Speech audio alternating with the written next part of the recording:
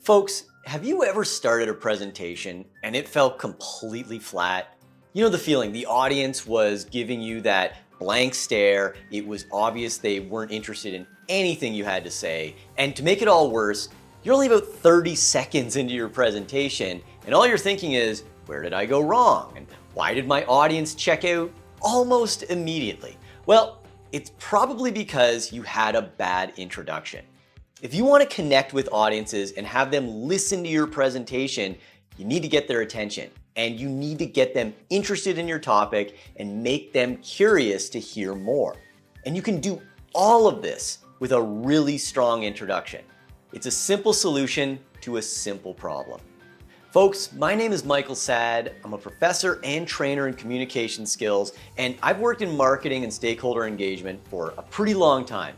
My life is basically public speaking and presentations, and I like to think I know how to do it pretty well. And in this video, I want to show you how to make a knockout introduction that'll set the stage for your presentation no matter the topic. And it will have your audience wanting to hear more of what you have to say. Now, I'm making big promises right now, but mark my words, I will deliver. How's that for an introduction? Pretty good? All right. Let's dive in. A lot of times I see speakers introducing their presentations in a way that does nothing to grab their audience. Usually their introductions sound like this. Hi, my name is Saad, and today I'm going to be talking about nonverbal communication skills. That doesn't really grab your audience's attention, does it? I mean, there's nothing about that introduction that would make someone think, wow, I really want to hear more. There's no incentive to keep listening to the presenter. So in short, it's not a great way to start a presentation. You see, an introduction isn't just window dressing for your presentation. It's actually a pretty important section that accomplishes a few strategic things for your audience. First, an introduction should ease the audience into whatever topic you're presenting on. You want the audience to fully understand what you're going to be talking about. So they should know exactly what you're going to cover and really what they can expect from your presentation. Basically, the audience should know what they're getting into before you dive into your topic. Now, the second thing that your introduction should achieve is it should make your audience interested to hear your presentation. Think of your introduction as kind of a hype tool to get your audience curious, to get them paying attention, and to get them wanting to know more. So your introduction should pique the audience's interest and give them an incentive to stick around and listen to what you have to say. And you can achieve this quite easily with a very strategic introduction. So let's go ahead and look at the pieces that you need to build out a killer introduction for your presentations. The first thing that you need to include in an introduction is to simply acknowledge the audience. A lot of times people will start a presentation without ever addressing the audience. And if you ignore the audience, you're not really giving them a reason to pay attention. I mean, if you're not paying attention to them, why should they be paying attention to you? So you need to start a presentation by being inclusive. You want to set a tone that says, I'm presenting with you rather than at you, because audiences want to be seen and heard. They want to be acknowledged. So all you need to do is start a presentation with a simple phrase like, hey, how's everyone doing? Or hope everyone is doing well today. Now, even if someone doesn't answer, this little phrase gets everyone's attention and it gets them focusing on you. Now you can get started. All right, once you have your audience's attention, you want to get them curious to hear more. This is where you would include an opening hook. So a hook is any kind of brief story, it's a statistic, it's a fact, or it's even a question that you want to ask the audience. Whatever it is though, you want to make sure that it's relevant to your topic. You see, with a hook, it gets your audience interested immediately. And it's so much more engaging than you just introducing yourself and then your topic. So here's an example of a hook that I might use if I'm presenting on nonverbal communication skills. Folks, I'd like to share this statistic with you. Did you know that 93% of how you communicate is nonverbal? And that only 7% of your communication is the words that you use? This means that when you communicate, it's not so important what you say, but how you say it. You'll notice this hook is both interesting and relevant to my topic. Also, it's a fun fact that makes my audience think. Now I have their attention and I can ease them into my presentation. Another thing to notice is that I opened with a simple phrase like, folks, I'd like to share this statistic with you. Using a phrase like that, it's such a personable way to open a presentation because it feels like you're starting a conversation rather than a speech. So consider starting a hook with phrases like, before we get started, I'd like to share a story with you. Or, here's a fact that I think you'll find really interesting. These almost sound like conversation starters rather than, again, starting a speech. Okay, after you've presented your hook, you want to link it to your main topic. It's not enough to have a really interesting hook. You have to show how it's relevant to the topic you're presenting on. So try this out. After you've presented your hook, say something like this. This story matters because, or say what this fact represents is. You might also say, the reason I talk about this issue is.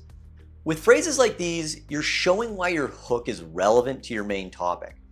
And once you've drawn that link, you just introduce your main topic, make it clear what it is, and move on. You see, there's nothing overly exciting about most presentation topics. Like, nobody's going to get super jazzed up over nonverbal communication skills. That's why it's great to have your hook as a lead-in to your topic. It makes it sound a little bit more enticing. So in my hook about nonverbal communication skills, I might say something like this to transition into my main topic. The reason I share this statistic with you is because it's important to know how impactful your nonverbal communication skills can be, which is exactly what we're going to be talking about today.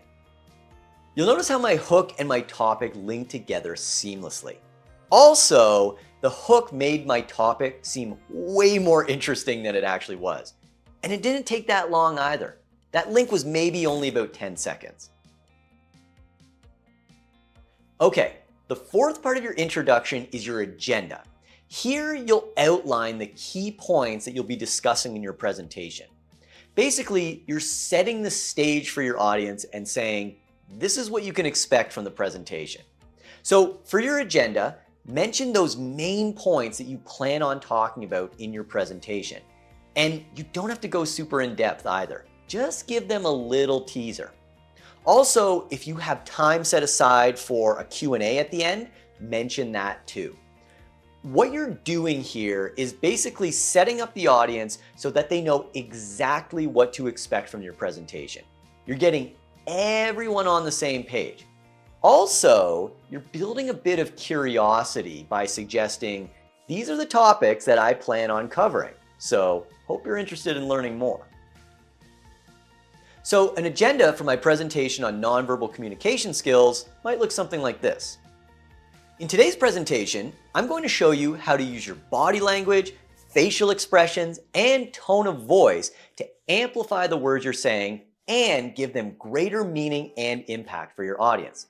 I've also set aside some time at the end for a Q&A. You'll notice that my agenda isn't very long, and really it shouldn't be. You only need to give the audience just enough information so that they know what to expect from your presentation. Anything longer and they're just going to be bored. Remember, an intro is meant to gain attention and prep the audience. That's it. Keep these parts brief. All right, the fifth part of your introduction is explaining why this presentation should matter to your audience. So in this part, you want to talk about what's in it for your audience to pay attention to your presentation. By the end of your presentation, what is the audience going to have? What are they going to gain? Or what are they going to walk away with? In other words, what's the incentive for the audience to listen to you. You can start this section off easily by using phrases like this. By the end of this presentation, you'll have, through this talk, you'll learn, and if you pay attention to this presentation, you'll be able to, and make sure that you outline clear, specific takeaways that your audience will receive by the end of your presentation. You want to be very direct here. So let's take a look at an example at some incentives I would offer my audience in my presentation on nonverbal communication skills. By the end of this presentation, you'll learn how to utilize your nonverbal communication skills to build trust, to strengthen relationships with your audience, and be viewed as a person of authority. All of these things are based simply on how you use your words when communicating with others. You'll notice that I offered clear incentives for my audience to pay attention by outlining what they will have by the end of the presentation. Also, I didn't sugarcoat those incentives either. I made it very clear what's in it for my audience. And finally, the sixth part of your introduction is once more acknowledging the audience before you get into the heart of your presentation. I always like to ask my audience if they have any questions or comments before we get started. It only takes about 5 seconds, but it goes a long way in making your audience feel seen and heard. Literally, all you need to ask is, hey, does anybody have any questions before we get started? Again, this is a nice way to keep your audience's attention. Also, if anybody needs any clarification on something before you begin, you can get on the same page right now rather than in the middle of your presentation. And that's it.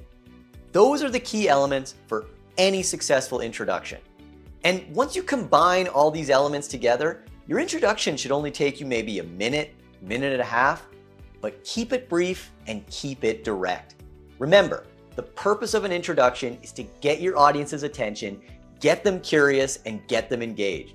And from there, the rest of your presentation should be a breeze. So folks, I hope this video on introductions was helpful. Let me know in the comments if you have any additional questions about introductions and how to better incorporate them into presentations. Also, if you want to work together on gaining even more presentation skills, click the link in the description below to join my free group on communication skills training. And that's it. That's my time. Thanks for watching. Take care and be well.